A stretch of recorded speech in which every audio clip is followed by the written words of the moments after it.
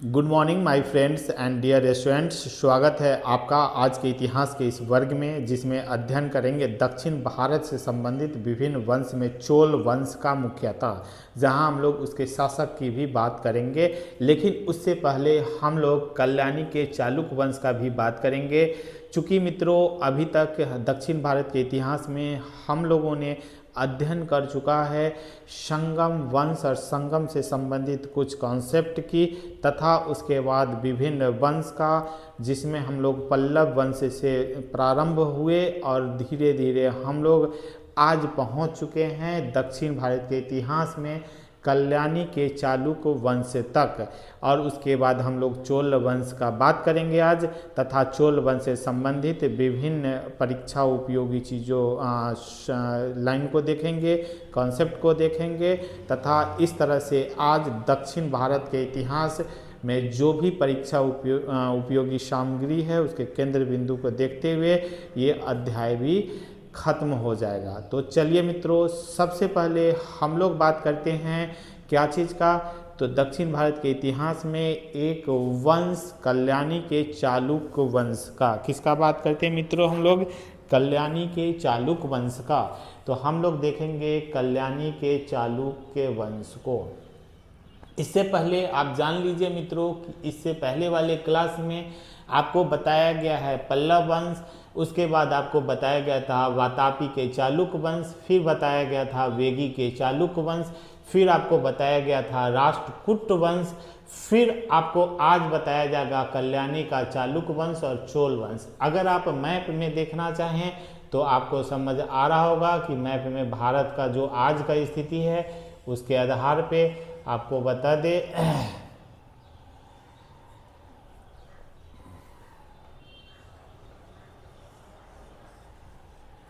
आपको बता दें कि ये जो क्षेत्र है, ये वाला जो है बीच वाला जो क्षेत्र है, ये राष्ट्रकूट था जो आपको पढ़ाया जा चुका है।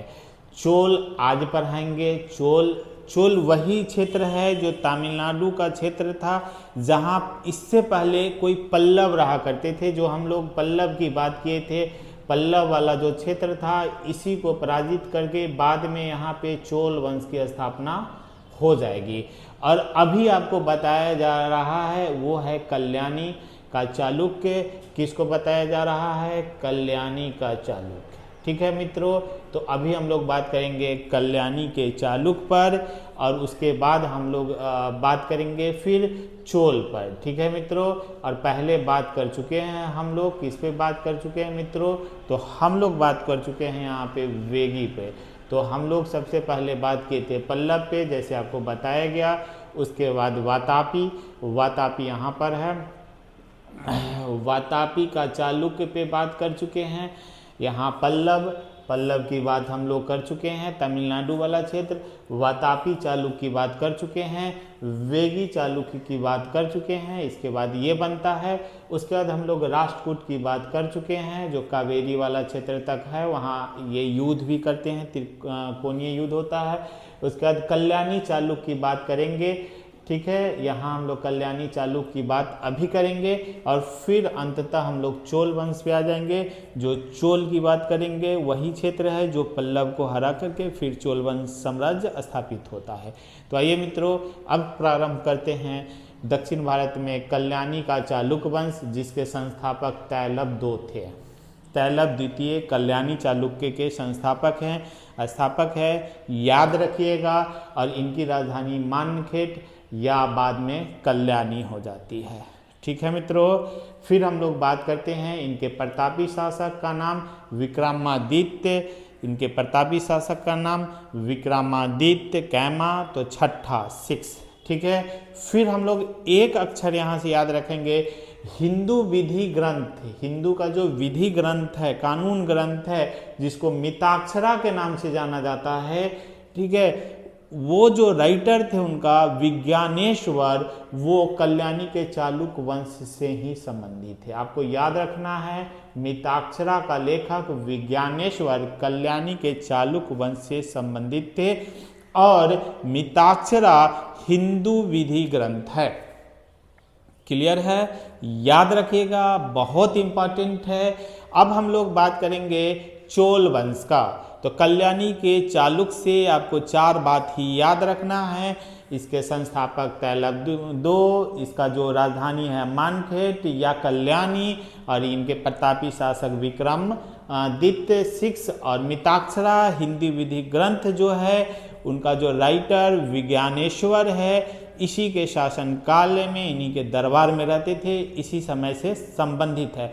मित्रों अब हम लोग आ जाएंगे चोल वंश। चूंकि चोल का बात हम लोग चोल चेर की बात पहले भी कर चुके हैं, लेकिन ये चोल अब स्थापित हो चुका है एक वंश में, और ये वही क्षेत्र है जहां पल्लव या पार्थियन रहा करते थे, वो तमिलनाडु वाला क्षेत्र, जिसे अब धीरे धीरे चोल साम्राज्य स्थापित करके चोल वंश की स्थापना कर देते हैं। तो हम लोग देखेंगे चोल वंश से संबंधित कॉन्सेप्ट को और चोल वंश से संबंधित फैक्ट को। ठीक है मित्रों, तो हम लोग देखेंगे चोल वंश से संबंधित कॉन्सेप्ट को और चोल वंश से संबंधित फैक्ट को। तो इसकी राजधानी तंजौर या तंजावुर है। ठीक है, इसकी राजधानी तंजौर या तंजावुर है। तंजौर या तंजावुर थी। ठीक है, आपको याद रखना है। और इसके संस्थापक कौन थे? विजयालय थे। इसके संस्थापक कौन थे? विजयालय थे। ठीक है, और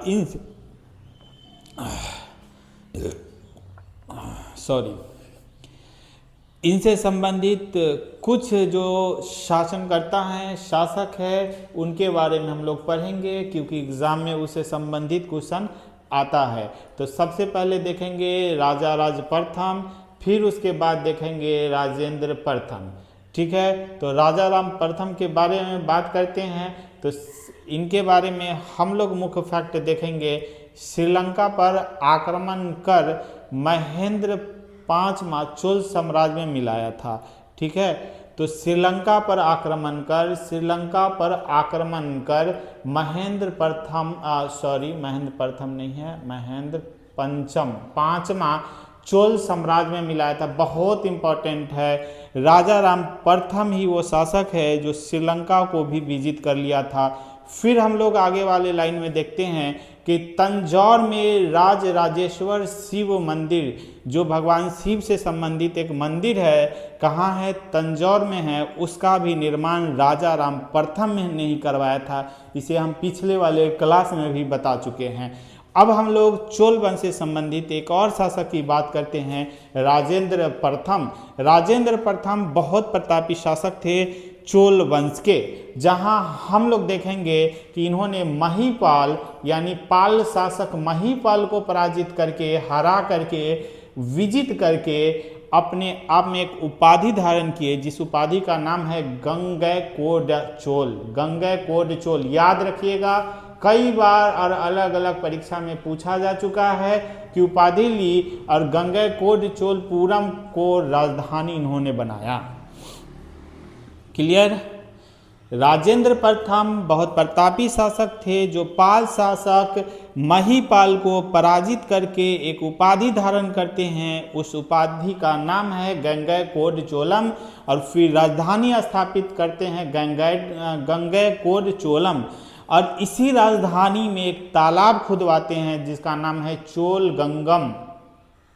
ठीक है, चोल गंगम तालाब का निर्माण करवाते हैं। और मित्रों, चोल वंश से संबंधित अंतिम शासक हम लोग देखेंगे राजेंद्र तीन। राजेंद्र तृतीया जो है चोल वंश से संबंधित अंतिम शासक होते हैं। तो मित्रों, एक बार रिकॉल करते हैं हम लोग चोल वंश को, देखते हैं फिर से चोल वंश, ताकि आपको याद रहे। चोल की राजधानी तंजौर या तंजावुर थी। इसका जो संस्थापक था विजयालय था। प्रमुख शासक में हम लोग 2 शासकों को पढ़ते हैं, राजा राम प्रथम और राजेंद्र प्रथम। राजा राम प्रथम से संबंधित है कि इन्होंने श्रीलंका पे आक्रमण करके श्रीलंका को विजित किया था। फिर हम लोग देखते हैं कि तंजौर में राजराजेश्वर की एक मंदिर शिव की बनवाते हैं जो आज भी प्रख्यात है। फिर हम लोग राजेंद्र प्रथम से संबंधित कुछ फैक्ट को देखते हैं। तो राजेंद्र प्रथम चोल वंश के सबसे प्रतापी शासक में से एक थे, जो पाल शासक महीपाल को पराजित करके एक उपाधि धारण करते हैं, जिसे उस उपाधि का नाम है गंगैकोंड चोलम, और एक राजधानी भी इसी समय स्थापित करते हैं उस क्षेत्र में, जिसे कहा है गंगैकोंड चोलपुरम। और यहीं पर उन्होंने एक तालाब खुदवाया, तालाब का निर्माण करवाया, तालाब का नाम रखे चोल गंगम, ठीक है। और इससे संबंधित यानी चोल वंश से संबंधित अंतिम शासक हुए राजेंद्र तृतीय। तो मित्रों, इस तरह से हम लोग चोल वंश को देखें। अब चोल वंश से संबंधित कुछ हम लोग प्रमुख चीज़ देखेंगे जो आज एग्ज़ाम के लिए बहुत इम्पॉर्टेंट बन चुका है, और प्रत्येक एग्ज़ाम में इससे क्वेश्चन रहने की संभावना हमेशा बनी रहती है। तो आइए उस फैक्ट को हम लोग देखते हैं। अब हम लोग बात करेंगे चोल से संबंधित विभिन्न फैक्ट तथा वो फैक्ट जो परीक्षा के लिए बहुत उपयोगी है। मित्रों, ये चोल साम्राज्य आज भी बहुत इम्पॉर्टेंट बना हुआ है। हाल फिलहाल में भारत के लिए करंट अफेयर्स के रूप में भी ये बहुत इम्पॉर्टेंट हो चुका था। तो मित्रों, आप इसे देखिए, इसको याद रखिए, इसको समझिएगा। सबसे पहले देखिए चोल से संबंधित कुछ फैक्ट पे, तथ्य पे। तो आप देखेंगे चोल काल से संबंधित कांस्य से निर्मित नटराज की मूर्ति प्राप्त हुई है। विभिन्न एग्जाम में पूछा जा चुका है और हमेशा पूछते रहता है कि नटराज की मूर्ति जो है वो किस साम्राज्य से संबंधित है, किस वंश से संबंधित है। तो आपको याद रखना है चोल वंश से संबंधित है। दक्षिण भारत के इतिहास में हम लोग पढ़े थे। तो जब भी आप परीक्षा दीजिएगा आपको सीधे कटाक याद आ जाएगा, अच्छा दक्षिण भारत के इतिहास में पढ़ाया गया था। फिर हम लोग बात करते हैं कि इससे संबंधित मुख्य और कौन सा फैक्ट है। तो मित्रों, आज जो हम लोग पंचायती राज व्यवस्था, नगरीय व्यवस्था देख रहे हैं, नगर निगम वाली व्यवस्था, ये चोल साम्राज्य से ही संबंधित है। सबसे पहले विवरण इसका वहीं मिलता है स्थानीय स्वशासन के रूप में। अंतिम व्यक्ति तक के कल्याण और शासन में भाग लेने की जो प्रथा है, जो समझ विकसित है, वो चोल साम्राज्य से ही संबंधित है। तो हम लोग देखते हैं स्थानीय स्वशासन के बारे में कुछ विवरण चोल साम्राज्य में, जिसको दो भागों में बांटा गया था, उर और याद रखिएगा नगरम। दो चीज़ों में बांटा गया था, उर और नगरम। आज भी हम लोग पंचायती राज व्यवस्था में देखते हैं कि दो तरह का है, नगर निकाय के लिए अलग और पंचायत के लिए अलग, यानी ग्रामवासी के लिए अलग और नगरवासी के लिए अलग। तो माना जाता है कि उर वाला जो क्षेत्र है, उर वाला जो शब्द है ग्राम के लिए यानी पंचायत के लिए, और नगर के लिए नगरम का प्रयोग होता था। मित्रों, तो चोल से संबंधित दो फैक्ट आपको बताया गया कि नटराज मूर्ति चोल से संबंधित है। पंचायती राज व्यवस्था वाली जो बात बताए हैं स्थानीय स्वशासन से संबंधित, तो वो भी चोल से संबंधित है। और स्थानीय स्वशासन को दो भाग में बांटा गया था, नाम याद रखना है उर और नगरम। और हम लोग आगे बात करेंगे चोल साम्राज्य में टैक्स 1/3 था। चोल साम्राज्य में टैक्स कितना था? 1/3, मतलब सामान का तीसरा भाग, उपज का तीसरा भाग, अधिशेष का तीसरा भाग, ठीक है। अब हम लोग बात करेंगे चोल साम्राज्य के प्रादेशिक इकाई का, क्योंकि हम लोगों ने जब मौर्य की बात की थी, गुप्त की बात की थी, वैदिक में भी बात की थी, तो उस समय भी टैक्स की बात किए थे। उसी तरह से हम लोग चोल में भी देखेंगे प्रादेशिक इतिहास, और उस समय का टैक्स की बात की थी, और उसके बाद हम लोग यहाँ भी टैक्स की बात किए हैं। उसी तरह से उस समय हम लोग प्रादेशिक इकाई की बात किए थे कि कौन सा ग्राम से लेकर के देश तक की बात किए थे, जन से लेकर महाजनपद तक की बात किए थे। उसी तरह से दक्षिण भारत में चोल साम्राज्य में सबसे छोटी से सबसे बड़ी इकाई तक की बात जब करते हैं तो मंडलम याद रखना है आपको, उसके बाद थेट्टम, उसके बाद नाडु, उसके बाद कुर्रम। 2-4 बार आप पढ़ेंगे और लिख के पढ़ेंगे तो उम्मीद है कि आपको याद हो जाएगा। तो चोल से संबंधित ये फैक्ट आपको याद ही रहना चाहिए, क्योंकि एग्जाम में बहुत इंपॉर्टेंट है, जिसमें नटराज की मूर्ति है, स्वशासन व्यवस्था जो दो भाग में है उर और नगरम, टैक्स 1/3, और प्रादेशिक इकाई में मंडलम, थेट्टम, नाडु, कुर्रम। मंडलम, थेट्टम, नाडु, खुर्रम, आप रट जाइए, पढ़ जाइए, समझ जाइए, जैसे भी हो नोट्स में लिखेंगे, 2-4 बार आप देखेंगे और वीडियो को देखेंगे और जिस क्रोनोलॉजी में आपको बताया गया है उम्मीद है कि आपको ऑटोमेटिक याद हो जाएगा। कम से कम एग्जाम में ऑप्शन देख के आप गलत तो नहीं करेंगे मित्रों। तो ठीक है, तो इस तरह से हम लोगों ने देखा दक्षिण भारत का इतिहास, जिसमें हम लोग सबसे पहले पढ़े थे संगम काल का, संगम वंश, फिर उसके बाद दक्षिण भारत से संबंधित विभिन्न वंश की बात किए थे। और इस तरह से दक्षिण भारत के इतिहास जो परीक्षा उपयोगी केंद्र बिंदु है सामान्य परीक्षा के लिए, वो आज खत्म हो गया। तो मित्रों, हम लोग प्राग ऐतिहासिक काल से लेकर के और मध्यकालीन इतिहास तक के अध्याय में लगभग सारी चीज़ों को खत्म कर चुके हैं। अब हम लोगों के पास मात्र 2 केंद्र बिंदु परीक्षा उपयोगी रह गया है, जो वैदिक काल के बाद जैसे महाजनपद होता है, निर्माण होता है, उस समय वर्चस्व की लड़ाई में धर्म प्रकट होते हैं और धर्म वर्चस्वशाली हो जाती है। उसी धर्म के समय में 2 टॉपिक है हम लोगों के पास, बौद्ध धर्म से संबंधित और जैन धर्म से संबंधित कॉन्सेप्ट और समझ और तथा उससे जुड़े हुए फैक्ट। तो मित्रों, हम लोग जब इसके बाद बात करेंगे तो हम लोगों के पास 2 ही टॉपिक होगा, बौद्ध धर्म से संबंधित विश्लेषण तथा जैन धर्म से संबंधित विश्लेषण। उस पर हम लोग अलग से अगले क्लास में बात करेंगे। तो इस तरह से मित्रों, हम लोगों का अध्याय खत्म हो गया, जिसमें प्राचीन भारतीय इतिहास में हम लोगों ने कैसे मुख्य रूप से एक क्रोनोलॉजी में शुरू से अंत तक पढ़ाया और आपको दक्षिण भारत का इतिहास उसी समय एक अलग ढंग से पढ़ाया, ताकि इससे संबंधित सारा क्वेश्चन आपका सॉल्व हो जाए। मित्रों, टाइम लगेगा, अगर टाइम बचेगा तो कभी बंगाल से संबंधित इतिहास पे भी आपको एक क्लास दे देंगे, ताकि आपका एंसेंट हिस्ट्री का लगभग सारा फैक्ट ही क्लियर हो जाए और एग्ज़ाम से संबंधित केंद्र बिंदु पर कोई भी क्वेश्चन हो तो आप उसको सॉल्व कर दे, तथा आपकी एक समझ जो है वो बहुत ही विस्तृत हो जाए एंसेंट हिस्ट्री पे।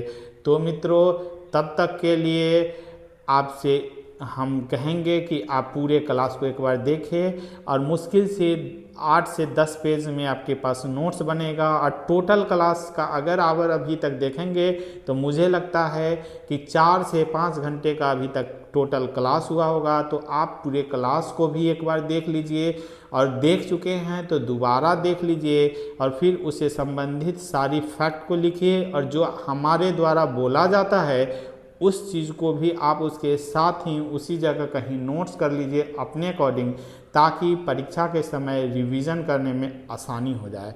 तब तक के लिए मित्रों, आपको धन्यवाद।